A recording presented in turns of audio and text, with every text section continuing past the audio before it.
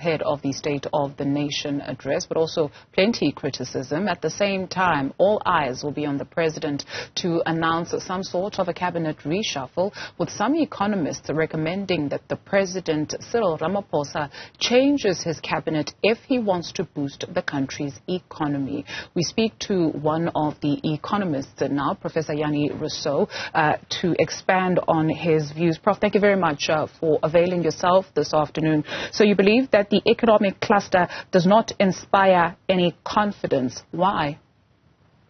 Good afternoon, Duru. Good afternoon to the listeners.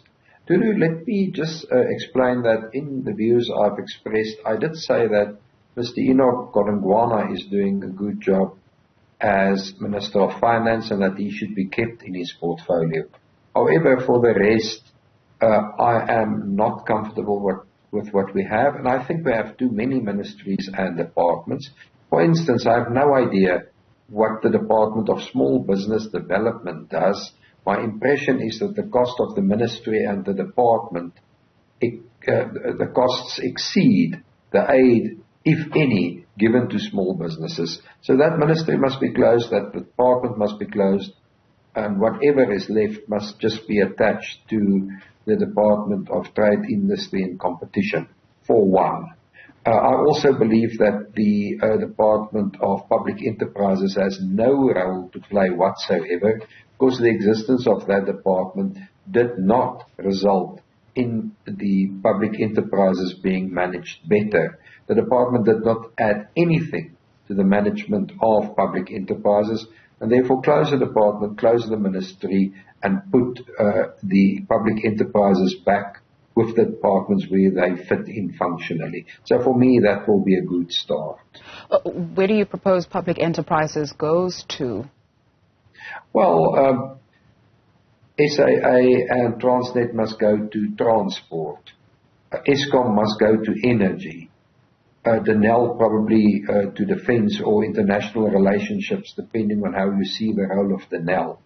And no public enterprise department, therefore. Prof, is it this mismanagement or lack of management or being absent in the management, do we put it down to these particular portfolios or the people who are tasked with not only oversight but implementation of these portfolios? Given the impact of small businesses on any growing economy, it is touted, small business that is, to contribute to stimulating the economy. So do we need or do we not need people, the right kind of people in these positions that will actually go above and beyond the call of duty? Our problem is we are trying to over-regulate small business rather than to make it easy to operate a small business. So go on a drive of deregulation to make small business easier and less regulated. Then we will see small business growth. We won't see small business growth as a result of a small business department with a minister that's really doing nothing.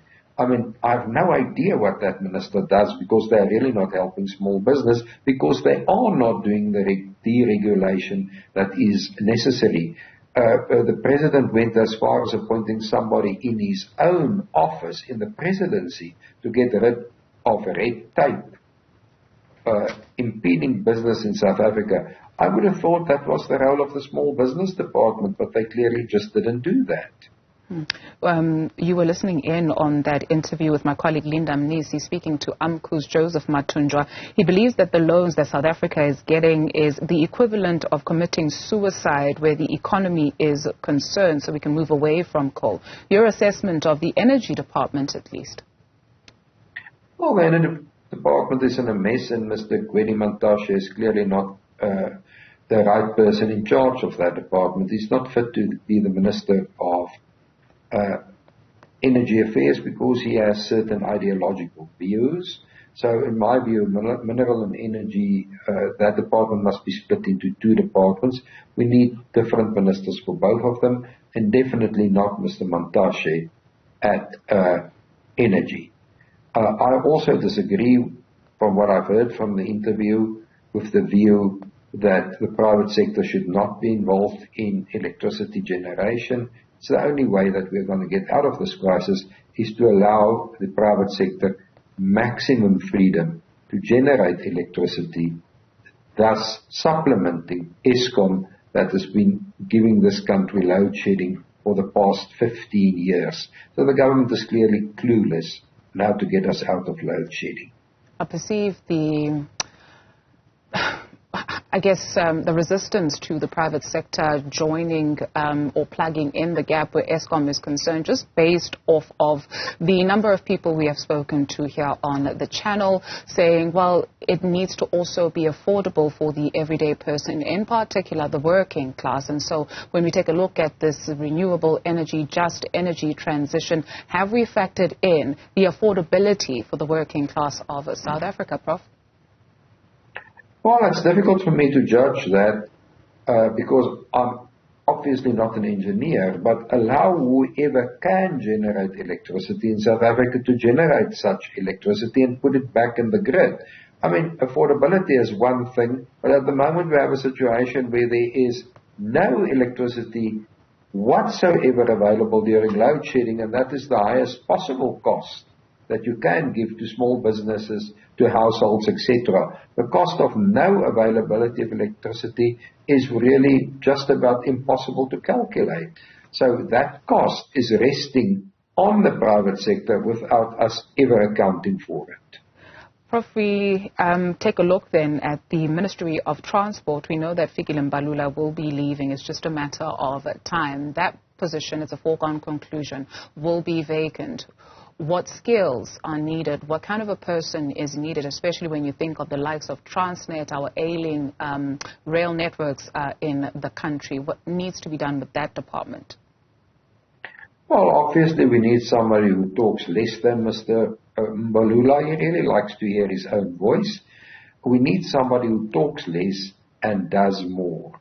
Mr. Mbalula has really not been seen to be doing a lot of things. He's only been heard talking about things. So we need somebody who can implement plans in that department. My view is that Mr. Ibrahim Patel, who's currently at Trade, Industry and Competition, can make a good Minister of Transport because he's a hands-on minister, and at this moment we need a hands-on minister the department in the transport portfolio. So the finance minister and the trade and industry minister getting a nod from you, Prof. Thank you very much for your time this afternoon. Professor Janne Rossow is at the Wits Business School. He's an economist.